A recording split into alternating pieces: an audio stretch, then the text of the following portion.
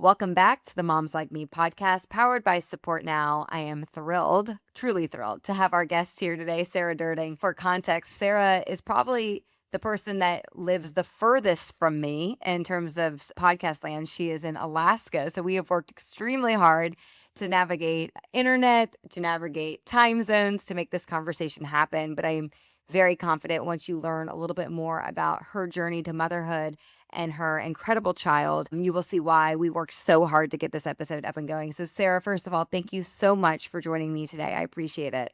Thank you for having me. Of course. So I've gotten to know you through Support Now. You have an adorable child. You've leveraged Support Now for some fundraising support for your son, Asa, who has spina bifida. And as I was learning a little bit more about your situation, I was really inspired to frankly learn more about spina bifida in general, because I think it's one of these things that you hear kind of as noise in the background of a pregnancy, but unless you have it or your child has it, you really don't go deeper than that. And I find that a lot, by the way, in pregnancy. It's like we're testing for all these things, but like, what exactly is that? And perhaps ignorance is bliss. But I'm very, very excited to have you share a little bit more of your story. And so I want to start kind of way back when you got pregnant. Talk me through like when you first knew or had any suspicion that something might have been different about this pregnancy. So Asa is our first, so I really had no expectations as to what a pregnancy would be. But at 6 weeks, I hemorrhaged and I went to the OB the very next day. And this was still COVID time, 2020. And they did an ultrasound, found a heartbeat, and then proceeded to tell me that I had lots of fibroids and that the pregnancy was not going to actually implant. And so basically they were like, come back in a few days and we'll continue to walk you through a miscarriage. So I, left that appointment and I actually just went home. And as I was going home, I literally just prayed and I was like, this child is so wanted. And so I was like, just find a home, somewhere in there, find a home. And lo and behold, he did. And I was pretty sick my whole pregnancy. And then around Christmas time, we decided we'll take, a small family trip, one last little holiday, visit soon to be grandparents, and kind of pick out a name. We didn't want to know if we were having a boy or a girl. So over that time, we decided if we were going to have a boy, we were going to name Asa Robert. And if it was a girl, it was going to be Isla Claire. And we got back from that on January 4th. And I went in on January 5th because at our 20-week anatomy scan, they couldn't find all the measurements that they needed in like his legs and things. He wasn't moving enough. And so we left that scan before Christmas just with, he's not moving enough. We need to get the rest of the measurements. When you get back, his head is measuring a little bit small. But we didn't really think anything of that. They were like, it could just be your fibroids shadowing our scan. So come back January 5th. I go back to the OB. I sent my husband back to work because I was like, they're just going to finish taking measurements. And I go in, they do the scan, get all the measurements. And then that was also the appointment because I was just over 24 weeks that you start seeing different doctors because you don't know who's going to deliver you. Right. Like rotations. Right. Yeah. Yep. And so I had never met this lady before. I go into the office after the ultrasound. She comes in and she goes, well, your son has spina bifida. Do you have any questions? And I was like, what? And she just started rattling things off. He's got Chiari malformation, hydrocephalus, and I hadn't really heard spina bifida. So I really didn't know what she was talking about. So I kind of latched onto that and, my mind wandered and then came back and she was like, but he doesn't have club feet. And I was like, well, that's good. And I knew what hydrocephalus was because I had a friend growing up who had some pretty severe shunt complications. And so my mind was just like, we can't have a shunt. Like, I don't want a shunt in my life. And then I was like, okay, I don't have any questions because I don't know what you're talking about. And she's like, well, you need to see a specialist. And I was like, okay, left that appointment, called my husband. Here we still didn't want to know if we were having a boy or a girl. But here she blurted it out. So I was like, Asa has spina bifida. So yeah, that's kind of the early, very condensed. Sara, for those that aren't familiar with spina bifida, what is it?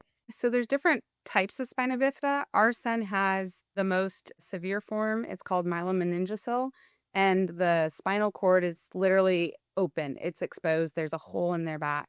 While, we as moms are like, the safest place for our baby is growing inside of us. Every day that he was growing, his spinal nerves were exposed to the amniotic fluid, and that could and was causing damage. But we needed him to stay in long enough so that he could grow as much as he possibly could. So it's such a catch-22. Yeah. I want to go back to when you found out and you talked about the, I guess we'll say, lack of bedside manner in that case. Have you reflected on like how you would have preferred to receive that information? It's so hard when you're getting a diagnosis that you're unfamiliar with. And, we have people that listen to this podcast that are medical professionals, nurses, things of that sort. What would have been your preference in that particular case? I think, just coming in and being more positive, because there was so many things that were positive about him, you know, and then also asking if I wanted somebody on the phone or to come and join me. So, yeah. Yeah. Yeah. Especially given the fact that you had told your husband not to come, like, Right. "Hey, you might wanna make a quick call, I wanna share some news that I think it might serve you best if there's another set of ears here," something like that Right. would have kind of laid the conditions of like, "Okay, she's gonna tell us something important, and I'm not doing this alone." Right. What do you remember, Sarah, you said, like, "I don't have any questions. How am I supposed to have questions about something I hardly even understand?" Like, what did you do following that appointment? What were the next few steps you took? So I literally went home and I got on my computer and I started Googling what spina bifida actually was. And I came across the Spina Bifida Association. And my husband had actually heard of spina bifida. So Okay. growing up, he knew somebody, very distant family friend who had spina bifida. So he at least had a concept. And he was like, he's living a very normal life in the grand scheme of things. And so I was like, okay. But I just started Googling, started reading, and then I found something about fetal surgery. Yeah. Well, I also found that that has to be done by about 25 weeks. So, literally, the 24 hours after finding out, I got a phone call back from my OB saying, nobody local will actually take your case. We don't have any specialists here. You can go 2.5 hours away, or you can go 4.5 hours away. And ultimately, we picked the 4.5 hour away and went to Chapel Hill in North Carolina just for the bigger facility and the more knowledge. But I called Mayo Clinic. I called all these major hospitals asking them if they would take our case and do fetal surgery basically in, the next 4 days. And at the end of the day, our MFM, he did the same thing. He called all of his friends and nobody would take our case because of my fibroids. So Asa was a great candidate. I was not. It would have given the doctors less than 4 inches of space to work on his spine and close up his spine and put him back inside me. Yeah, so I want to pause here because I don't think a lot of people are familiar with fetal surgery. I have learned a lot about it. It is fascinating, but explain to everyone what a fetal surgery is and the risks involved in this. Yeah, I mean, it's incredible. Basically, opened me up like they would have done a C-section on me and exposed his tiny little spine and his back and his body and done surgery on his spine to put his spinal cord back and cover it, and then put him back in my womb and sewed everything up. And then it would have been just praying how long can the pregnancy go, because the biggest complication with fetal surgery right off the bat is that they aren't able to, like, the womb can't handle it and the baby has to be delivered right then and there. And so then you've got a 24, 25 week baby. So, Unbelievable that that surgery exists. So for yeah. you, you go to Chapel Hill, and what do they tell you? So, yeah, they were like, we can't do fetal surgery, but he is looking great overall. He does have some slight hydrocephalus. He's got the Chiari malformation, no club feet. So you don't have to worry about that once he's born. And they just kind of go down the gamut. There's probably going to be bladder and bowel surgeries. We don't know if he's going to walk or how he will walk or ambulate. It's all wait and see, basically. But they do a more in-depth ultrasound that they can get a little better picture. They offered me to deliver vaginally versus C-section. There's no proof that having a spina bifida baby vaginally over C-section actually helps their outcome Okay. majorly. We opted for C-section because of fibroids and other things. I ended up with gestational diabetes and everything, and so by the end of my pregnancy, I was just like, "I just want this done. I want him out. I want him in my arms." Yeah. Yeah. And so Sarah, I would imagine that, from the appointment in Chapel Hill, you and your husband are processing every emotion imaginable. Here you are expecting your first child, a boy, and it comes with all of these conditions and concerns that you probably never anticipated. How did you and your husband get through that? Like, how did you support each other? What sort of support did you need? What was your mindset? it's so hard to even remember. Like, it happens so fast, but my husband was a great support system to me. He let me just cry it all out, basically, and he was like, "You're gonna be a great mom," and, he was processing things, but was on a different level, It's my body that's supposed to be protecting him, and so as a mom, that's really hard to, like, process and think about that, like, it didn't do that. Sorry. But he was trying to process, how am I gonna support my family in all the finances, all the whatever is to come, and then through COVID and all of that, and our job situations were all over the place, and yeah, I think we're still processing, like, but we had a great friend group at the time when we lived in North Carolina, and they started a fundraiser for us so that basically for the first year after they did a GoFundMe, I didn't have to stress about me working because they were like, "We've got you and we will help support you." And Yeah. our families were a great support. My mom came down when Asa was delivered, and she worked long distance and stayed with us and helped us for quite a while and was there at delivery in case we didn't know how long he'd be in the NICU. So my husband was like, "I know I have X amount of days and then I'm going to have to go home." And, we didn't want me to be there completely by myself. Yeah. So, I want to go back to your mental state though for a second. So, because you're in this purgatory between, call it your 24-week appointment, where you get this mhm. news to when you deliver around 35 weeks. Yeah. I know it's a blur. And were there any habits? Was there anything you did on a day to day basis to try to maintain a healthy mindset, quote unquote, a positive, mentality? I know these things are so hard to process and you don't even know what to be sad or scared of because, again, there's so much unknown. No. But do you recall making any commitments to any daily habits or what were the things you did to keep going? Because this like beautiful, majestic pregnancy that you had dreamt of is now kind of taken off road in a way that you didn't anticipate. Yeah. So there's a couple verses in Psalm that, you knit me together perfectly in my mother's womb.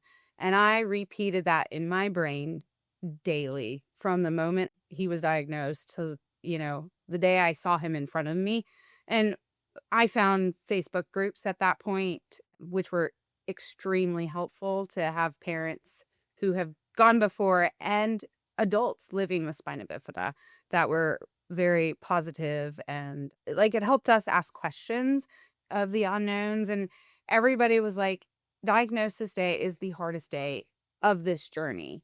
It will be so much easier once you see them and they're delivered, and even if you can't hold them but they're in front of you, it becomes like this real thing. They are there, and when you're in the moment of it, you're like, that's crazy. But now I find myself trying to help parents understand that is true. But that's a really interesting point. I've never heard it quite framed like that way. That diagnosis day in some ways is the hardest because I think your brain is wired to go into the worst possible scenario because you don't know what it is. And if you Google it, you're gonna see the most extreme conditions or the worst possible outcomes and all of the side effects. And while that could be an outcome, they don't typically happen all at once, right? They're sequential. And you don't yet even know who this child is. You haven't even had like the moment where it connects that this is still ultimately your child. And so Right. it's so abstract that all you attach yourself to are the symptoms, the diagnosis, the potential negative outcomes without seeing all the good and Right. all the happiness that this child still brings you regardless of the fact that it's not, quote typical, which is really a very powerful reminder for supporting people like yourself. Like if you hear that a friend of yours or a family member of yours has a diagnosis like this, don't jump to the most negative outcome Yeah. because you're still ultimately there to support the humans that are coming about. Yeah. And I think it's just natural inclination to just jump to the worst case scenario. Well, and the doctors are giving you the worst case scenario because they have to. Like liability, they have to give you the worst case Yeah. scenario, and most parents get offered termination. If the doctors actually see what are like most spina bifida kids lead a very happy, healthy life. And you know, are they going to do everything the same way that we are doing it? No, but can they do everything in their own way? Absolutely. But Yeah. that doesn't get said at diagnosis. Yeah. Well, it sounds like it's like what moms wanna hear, and I think moms wanna hear this across any diagnosis, like, they will be okay, and you will be okay. And okay is relative, right? You will Yeah. figure this out. His life, your life will look different than others, but everyone's life looks different than Right. others. So it's like all you want to hear is that assurance that this is not the news you expected, but you will survive this, and so will he. And it sounds like there's just so many miles of interpretations. And while doctors are certainly need to be responsible towards liability and all that, Well, they miss how the tone and the words can greatly impact the mental health of the mom, which still is ultimately impacting the child. right. And then we don't address the mental health of the parents. We give you the information about what you need to do for your child and what's going to happen when they're born, but we don't address us as the adults in the picture or the moms for that matter. I literally just said, since moving to Alaska, we've met a friend who's had a son who's had different special needs. He's a lot older than Asa, but that connection has even been great. But I said to her, I said, I think at 5 years, I am finally going through postpartum and getting over it because you don't have that opportunity at birth with diagnosis at birth or right before birth. You just get thrown into go mode of what does my child need? And nobody asks you what does mom need? Or here's mental health for mom and dad to process all. No, it's such an important call out, and I think that a lot of NICU moms specifically feel that, right? There's an immediate disconnect with your child. They're in the NICU, hopefully less than days, but for oftentimes it's weeks or months, and it's all focus Yeah. on the baby, baby, and even the mom, right? The mom falls into the trap of Right. what does the baby need? What does the baby need? What does my child need? And all the while, to your point, you can't even process your own postpartum because your brain, and again, are biologically, you are designed to think that my number one responsibility is to protect that child and not necessarily to protect myself. Right.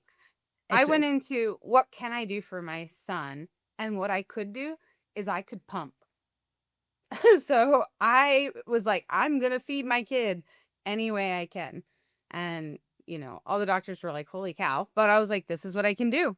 I, yeah. he's going into surgery in the morning and I can't hold him. I can't, I can barely touch him. And yeah.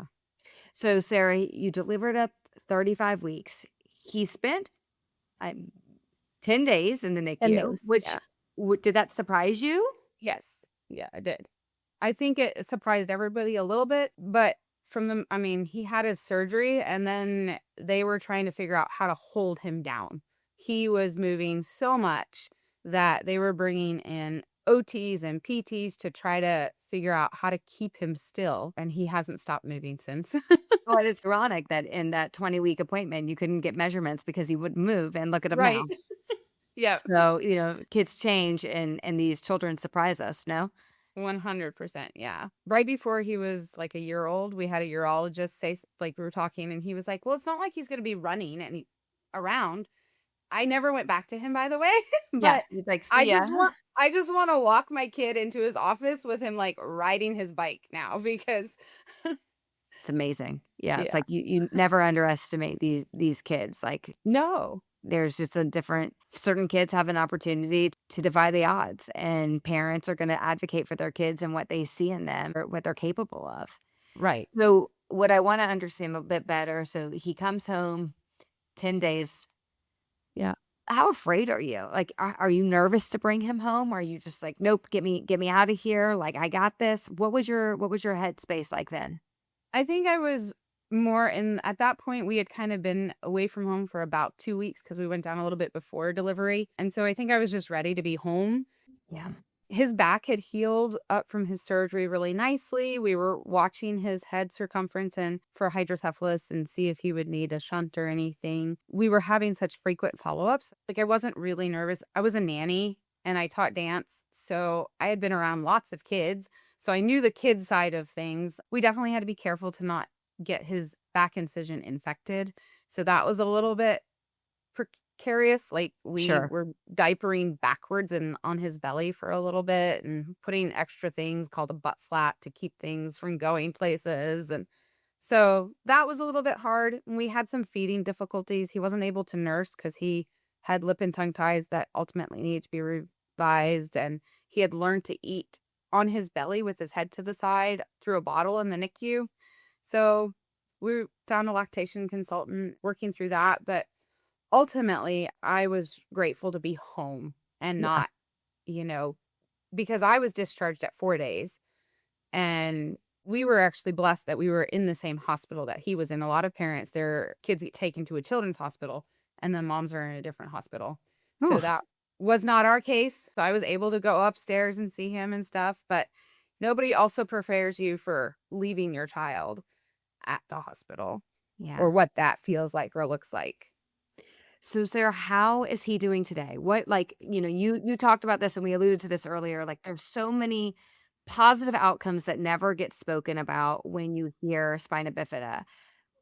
Talk to us, like, how is he doing today? Like, what is he doing that kind of has surpassed your expectations? So, and what are some of his challenges? Yeah, so I mean, all the things that he's doing, he's just turned 5 the end of March, and we put pedals on his two-wheel bike and he took off. He done balance bike. He doesn't have leg braces. He doesn't have a shunt.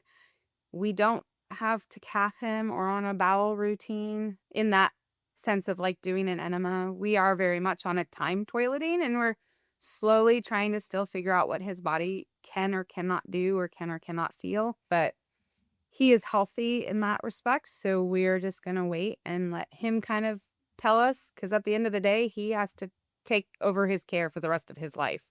So, if we can be in a position to not have to make all those decisions for him now and give him an opportunity to have a say, that's what we've decided to do. He did have something called an ETV/CPC done right after his first birthday instead of a shunt. So, he's had brain surgery, but that happened then, and we haven't had any issues since, and his fluid is draining through a hole that they drilled at the back of his head instead of putting a tube in. Wow. So, and then we do a lot of physical therapy. We actually have travel across the country. We've actually just recently stopped doing physical therapy in Alaska, and we are just going to continue with our intensives out of Atlanta, actually, the Lawrenceville area. So, but yeah, I mean, we have just kind of sought alternatives from the norm also, which has been an interesting ride to kind of navigate with the doctors and the professionals. But like, his neurosurgeon moved from North Carolina to Missouri,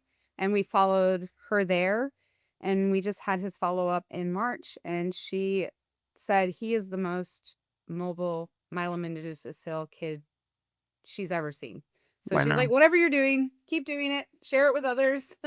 That's great. That's amazing. You've got to be so proud of yourself. uh, I mean, proud of him, so but proud of also him. proud of him, but proud of yourself. I think about this often. Moms are so quick to give credit to everyone else but themselves. You and Mm. your husband ultimately have put him in a position to thrive, Sarah, and that is, I mean, really just incredible. As we begin to wrap up, and by the way, we're going to tag the Support Now registry here because your child is so adorable. I've told you this before. I'm so smitten by him. You can feel his personality through the pictures that you've posted, which I genuinely enjoy seeing. I am curious, specifically, what do you wish you could have told yourself at Mm. 24 weeks when that mean doctor came in with that attitude of the very matter of fact diagnosis and all that was running through your brain, I'm sure at 200 miles an hour, Yeah. seeing where Asa is today. And I know that there's no such thing as done. I'm under No. no illusion that your journey and his journey isn't going to continue to be turbulent and up and down at moments. But what do you wish you could tell that version of yourself, that younger version? To literally just take every day. Like, don't try to think too far in the future because you will lose out on the now. And I think that's one of the biggest things that he's actually taught me is that he is just a kid who will go and explore anything and do anything and wants to learn it all. And, if we're not in the moment, we lose it. So you can't get it back. You can't get it back. Oh, so beautiful. It's so true, though. And like your story reflects that. It really does. And I'm so impressed that you've been able to stay so grounded throughout all of this. I mean, again, also a cross country move from North Carolina to Alaska. I mean, you're really just, you're Mm. still living and you're still prioritizing what is right in front of you and not, is seemingly not too afraid of, well, what happens after this and after this, after this. Let him get to your point, kind of following his lead on when he's ready for certain milestones and not pushing too many things on him. And again, like it seems that has suit him extremely well. I think also not ever saying no. If your kid wants to try something or do something, or you want your kid to try or do something, don't let somebody tell you no. Yeah. Just do it differently. Yeah. Yeah. Yeah. Yeah. Sara Derting, you are fabulous. I continue to learn so much through you, through him. Thank you. Thank you for coming on. Thank you for sharing more. Thank you for your honesty. Thank you. Again, these things you hear these diagnoses, they're so scary, but when you can put a mom's name or face or voice and their experience, I really believe that it begins to kind of break down the fear that future moms have if and when, a sort of diagnosis like this occurs. And it sounds like you've already contributed towards putting it back into the community by being that voice, being that positive reinforcer to those moms that are earlier in the journey. And I think more of that, as you know, it's so easy to Google and see the worst. That's easy. It's much harder to have people be amplified that are saying, yes, this may not be what you wanted. And let me tell you about my Asa. Let me tell you about my child. And let me give you the reasons why you should be optimistic as well. No two children are the same. Right. And it also, I think it encourages other spina bifida moms to speak up. I think so too. And spina bifida is nicknamed the snowflake condition because even the same lesion level and what should be the same nerves affected are not. And I wish that somebody would have said there's lesion level and there's function level, and those can be completely different. Right. Right. Sara Derting, thank you so much for joining us. I look forward to continuing, honestly, the journey. I can't believe that you've traveled to Atlanta where I live. So I know. knock on wood, God willing, one day we'll get to meet in person. But thank you so much Yes. for joining us today. I appreciate it. Thank you.